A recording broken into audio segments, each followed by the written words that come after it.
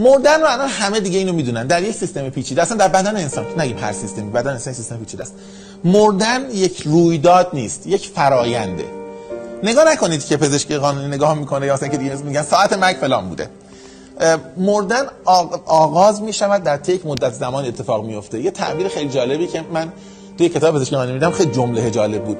نوشته بود حتی بدنی که با بمب منفجر میشه هنوز حیات در بخشایش ادامه داره، سلول زندگی اصلا نفهمیده. این سلول ممکنه تا دقایق تا ساعت‌ها بعد داره زندگیشو انجام میده، در حالی که اصلا بدن متلاشی شده، هیچی واسه نیست. بعد از مردن یه اتفاقی میفته. بعد از اون لحظه که ما حالا میگیم مرگ بیولوژیک، معمولا ما یه لحظه اعلام میکنیم. یه سری فرآیندها رو میدونیم دیگه، مثلا اصطلاحا میگن سلف اینویژن، خود مثلا سلولا به خودشون عملا دارن حمله میکنن، یا مثلا اتولیسیس فکر کنم اگر بهش بگن، این که خود آنزیمای سلول از بین میبره. من کاری به این ندارم.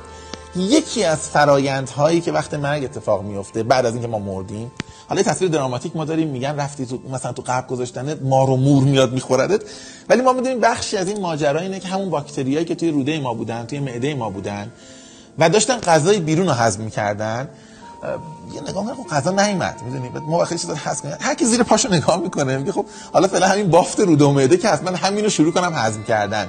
یکی از نشانه های مرگ در سیستم ها اینه که اون موجوداتی که قبلا داشتن از بیرون تغذیه میشدن و کارکرد مفید داشتن میگن خب من به زیر پای خودم نگاه کنم. من وقتی در کشورمون ببینم یا آدمی توی سازمانی دیگه کاری نداره بیرون این سازمان چه اتفاقی میفته، ورودی چیه خروجی چیه، میگن زیر پای من این میزه و صندلی مال منه دیگه، من اینجا چی میتونم بخورم؟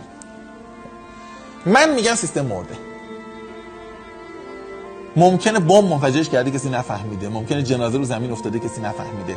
این یه شاخص خیلی ارزشمنده و من به نظرم، من عدد ندارم، ایدم ندارم، ولی من مدام اینو با خودم چک میکنم. هر روز اداره‌ای که میرم، یا وزارت خونه‌ای که میرم، یا شرکتی که میرم، با دوستام که حرف میزنم، همش سوالم اینه که اینا به اون مرحله رسیدن که زیر پای خودشون رو دارن میخورن یا نه هنوز زیر پا رو محکم نگه داشتن، دارن سعی میکنن فانکشن و وظیفه واقعیشون رو انجام بدن. من نمیدونم ارزیابی شما چیه و الان رو با 5 سال قبل چجوری مقایسه میکنید. به نظرم جاش هم اینجا نیست ولی میشه بهش فکر کرد به عنوان معیار.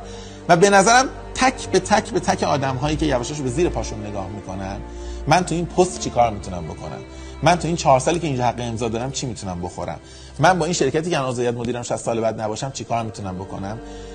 این یعنی سیستم، نه سیستم، این یعنی اون جامعه دیگه وجود نداره، مرده.